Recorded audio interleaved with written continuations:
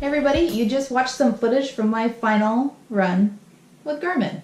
I've decided to break up with Garmin and I've gotten the Apple Watch Series 4. I did a ton of research in this decision. It was not taken lightly, and it really came down to a YouTube comment that I commented on a video asking a question, and someone said, if you're serious about running, stick with Garmin. And that really clicked for me because I'm not serious about running. I'm serious about my overall health and challenging myself and my performance, which I think the Apple Watch has a good amount of challenges, like standing throughout the day since I have a desk job, being able to just track easy runs. That's the majority of my running. I don't have really aggressive paces that I have to know every metric about. I'm working on my strength training, and I find that helps out with my run dynamics more than like all those metrics that Garmin has come out with. So for Garmin to get Spotify, that was their big release on what swayed a lot of people to choose Garmin, but you're paying $600 to $800 for a watch that has like one music app, and I listen to podcasts and I can listen to them directly from my watch without my phone on my run with Bluetooth headphones connected to it, and I think that's awesome. I'm really excited about just going on easy runs, catching up on podcasts, and finally not having a ton of things on me. It's just one less thing to worry about. I like that I can also wear this to the office.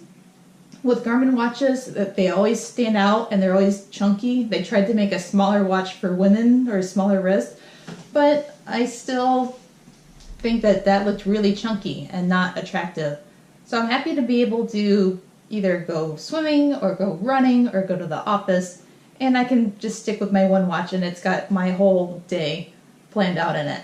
Apple also is catered to having these cloth bands, these reflective bands, and this doesn't irritate my skin. Garmin watches were always having an issue with me. The heart rate caused like a small rash, and people told me to clean it a lot and not wear it all the time, but even with the 620 and trying to wear that just for running, I would still get a little bit of irritation on my wrists, I guess from this plastic band.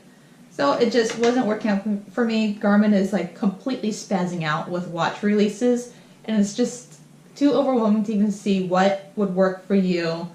And then once you buy it, you're always going to worry that the next thing's going to come out that's your watch plus one more feature.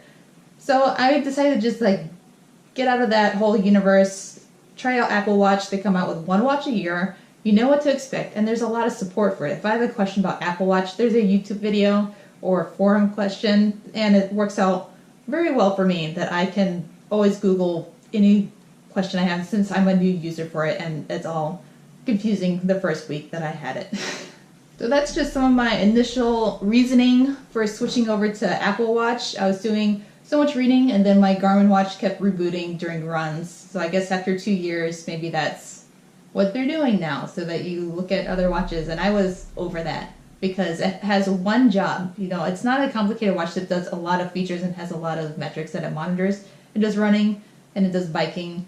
And when I just go for a run and then like 3/4 of the way through it starts rebooting, like I'm over it. We're done. We're breaking up.